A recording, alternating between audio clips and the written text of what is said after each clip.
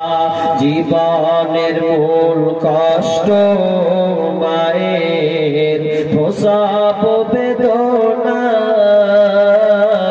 সাত আসমান সাত জমিন তখন মায়েরই মাথায়। জীবনের মূল কষ্ট মায়ের প্রসব বেদনায়, সাত আসমান সাত জমিন তখন মায়েরই মাথায়। আমার সুন্দর মুখ দেখে মায়ের, আমার সুন্দর মুখ দেখে মায়ের ব্যথা যে যাই ভুলিয়া। ও আমার প্রাণের মা, মা গো মা, কোথায় গেলে মোরে ছাড়িয়া। জনম দুঃখী ইয়াতীম আমি, চাই না কেহ ফিরিয়া। আমি যখন ছিলাম আমার মায়েরই উদারে, চলাফেরা করলেন যে মায় কত কষ্ট করে। আমি যখন ছিলাম আমার মায়েরই উদারে, চলাফেরা করলেন যে মায় কত কষ্ট করে। এমন মাকে কেমনে গাবি, এমন মাকে কেমনে রাজি যাব আমি ভুলিয়া।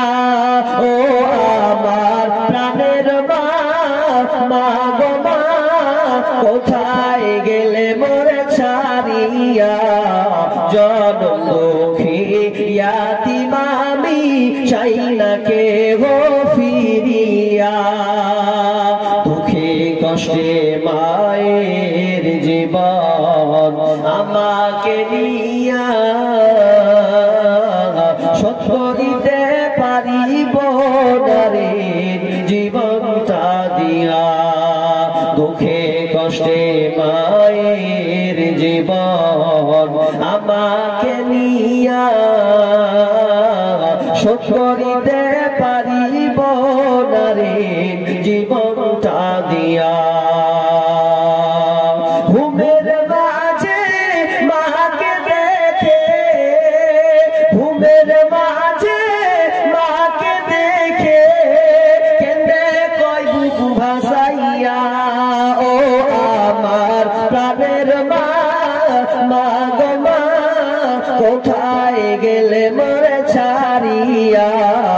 জনম দুঃখী ইয়াতীম আমি, চাই না কেহ ফিরিয়া।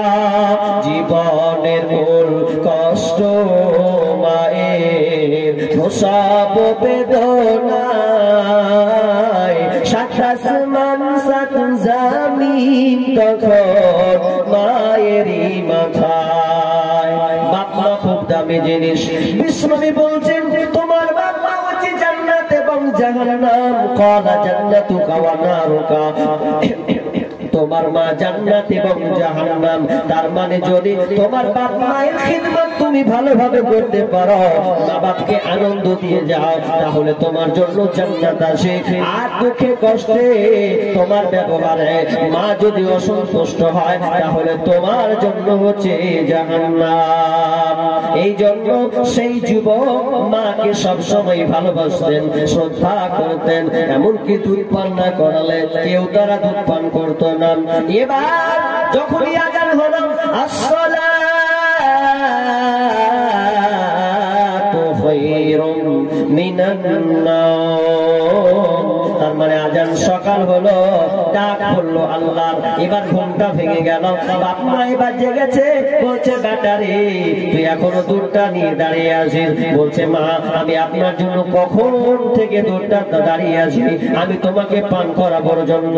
মা জাগলো, মাকে দুধ পান করালো, আব্বাকে দুধ পান করালো, এরপরে তারা নিজা সন্তান থেকে করালো, তারপরে তারা নিজেরা পান করলো।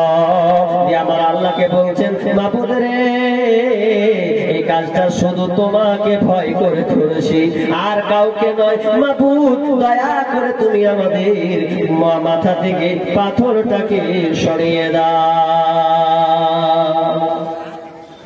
যেমনই বললো ভালো কাজ, এই ভালো কাজ মায়ের খিদমত করা আল্লাহর কাছে চাইলে সঙ্গে সঙ্গে এক ভাগ করে চলে গেল। যেমন সুন্দর সূর্যের আলো পড়লো, কিরণ এলো, কিন্তু বের হওয়া যে যাবে এক ভাগ